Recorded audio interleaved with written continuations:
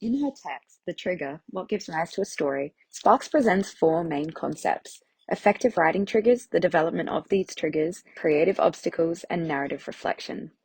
Effective triggers are everywhere and ubiquitous. They can present as an expression, a piece of dialogue, an object, or a place. In other words, anything can trigger. Spark discusses the significance of triggers in the context of creative writing. What constitutes as an effective trigger to creative writing practice?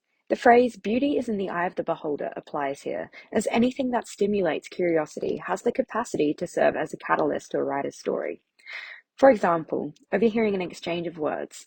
Whether this serves as an effective prompt is up to the listener, as they have the opportunity to capture the fleeting moment of eavesdrop dialogue and channel it as a creative expression. The real context of the conversation may remain unknown, but as Spark emphasizes, a successful trigger is less in its content and more in its mystery.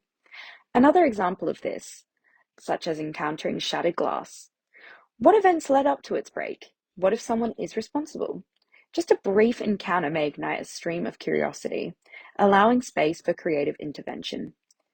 Too much detail may hamper the imagination and consequently constrain the ability to creatively write. Spark mentions various authors' experiences with triggers. Henry James's remark operated as a useful analogy to this idea of less being more, stating that the fine penetration of a needle is due to its sharp point.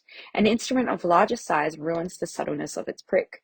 Thus, if our questions are answered, if the detail is less of a prick and more of a stab, veracity emerges, diminishing mystery, and thus the effect of the trigger.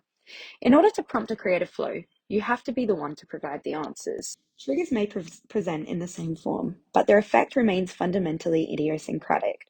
Spark employs the concept of relationship as a recurring motif throughout her text, emphasizing the inherent subjectivity in both relationships and triggers. While one individual may exhibit interest, another might show no curiosity at all, leaving no room for the imagination to wander, and then, well, a dead end. Sparks delves into the common experience of feeling uninspired and explores practices that can be employed to provoke the trigger. Guided imagery as one, a commendable pedagogical tool that Sparks describes as involving endless permutations of objects and living things to stimulate a cohesive narrative. An example of this exercise is the act of entering a dark room and observing the first thing that catches the eye when the lights are turned on.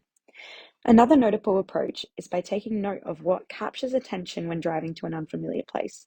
Subsequently, write about these observations.